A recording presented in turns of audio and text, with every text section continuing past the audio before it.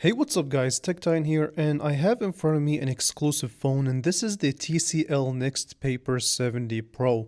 So this phone is set to launch soon, within the next week or so, but basically this is such a cool phone with cool display technology. So let's have a conversation about it, and that way you get an understanding of what's going on. So again, the biggest highlight about this phone is essentially going to be the display, which we will definitely talk about later on in the video. I have a lot of things to say about it. But from a design perspective, this phone looks very familiar. It looks like the Samsung Galaxy Edge as far as the design goes, which is not really a bad thing. So you get a matte texture on the back that is very, very slippery. So make sure you have some sort of a grip case on it or something like that, because it's really slippery. On the right hand side, you do get your power button slash volume up and down, and you also get a slider to control the display. More on that later. On the bottom of the phone, you do get your USB-C, your bottom facing speaker, a microphone, and on the top you actually get a IR blaster, which you don't really see in smartphones nowadays. So that's definitely a thumbs up from that. So you can definitely control your TV and any accessory that uses a IR blaster. So flipping the conversation, let's talk a little bit about this display. So this is a 6.9 inch, what's called a NXTPaper 4.0 display. It's a full HD plus display, 2340 by 1080p. It does support a refresh rate of 120 Hertz. You also get a 900 nits of peak brightness. In addition to that, the display technology here is called nano matrix lithography, or NIL for short. And without getting too technical, what this basically means is that you get better colors. You also get this sort of a nano texture coating on it as well. And in addition to that, you also get a more enhanced viewing angles, and it does reduce glare. On the side, you do have this slider that allows you to control which mode you want to be in. So it gives you three options, one of them being just an ink mode, an e-reader mode. So basically you can use it to do your basics like calling, texting, and reading books. So the highest benefits that you get out of that mode is essentially you being able to save a lot of battery life. So it can last more than 2 days in that mode. You also get the standard ink mode that allows you to use all your apps in this sort of black and white effect. And overall, it's a very cool technology, and I will be testing it a little bit more in my next video.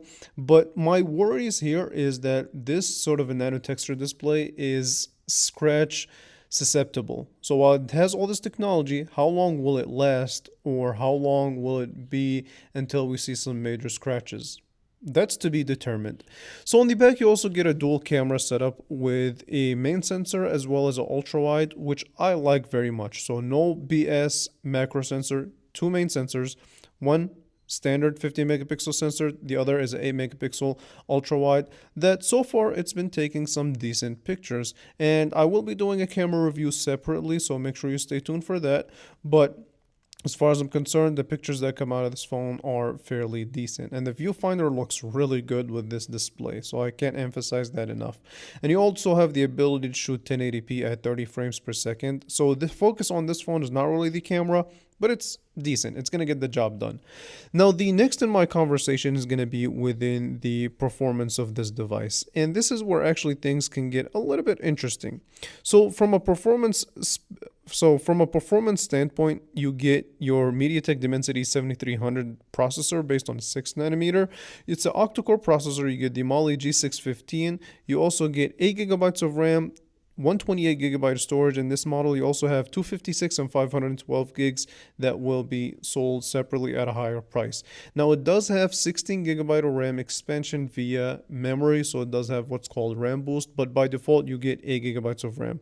And so far, the performance on here, as far as the daily tests, I mean, it's gonna do well. I don't expect it to have any hiccups or anything like that, but the more heavy demanding tests is where this phone we'll kind of see a slowdown.